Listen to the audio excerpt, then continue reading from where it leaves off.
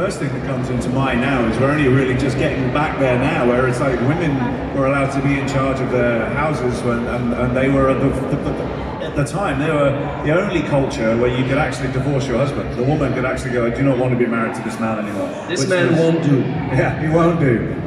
Yeah, they were the real feminists, weren't they? Yeah, and I think that's some of the strength of the show is that Michael was able to write these really great female characters. Well, I don't like using the word strong woman, just a woman, a really well-rounded woman. Why don't you like that? No, because it's like, it insinuates, like, it annoys me when you go to you see the Oscars every year and they're like, these actresses all played strong female characters. And I'm like, well, why? You don't say that about Leonardo DiCaprio when he plays a role. Oh, he plays a strong male character. It's like, I just think it's like, if they're well written, they're just women. Really? You know, you should be able to watch a female character on screen and they should either remind you of your mum, your sister, your wife, whatever. They should just be women. And I think Michael Hurst, our writer, does that really well. And I think Lagatha is a prime example of that. At the time, that was the culture. This women were allowed to be that strong-minded and independent.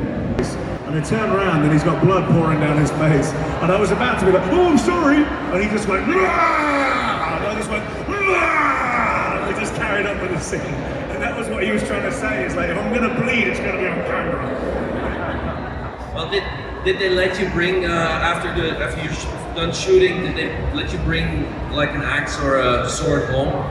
Let is a kind of lenient word there, but it was very funny when I got to the Irish airport and I had a big scuba diving bag because it's the only one I could fit my Danax in, and they were like, "What's inside your bag, sir?" Did somebody else? No, it was me. It's not real. It's a proper actor. And they're like, really? I just like carving wood. I did think it was funny, actually. This is a funny story. I remember I went through with my son and he had a rubber sword like the ones you get here. And he had it in his hand and they stopped him and they took it away from him because they said, it's a replica weapon, sir. Even though it's like bright green and it's made of rubber. And I was laughing inside because my Czech luggage, I had like 3 axes and a shield. And I'm like, oh, I took the kid's sword away, but I managed to get through the Irish customs with real weapons.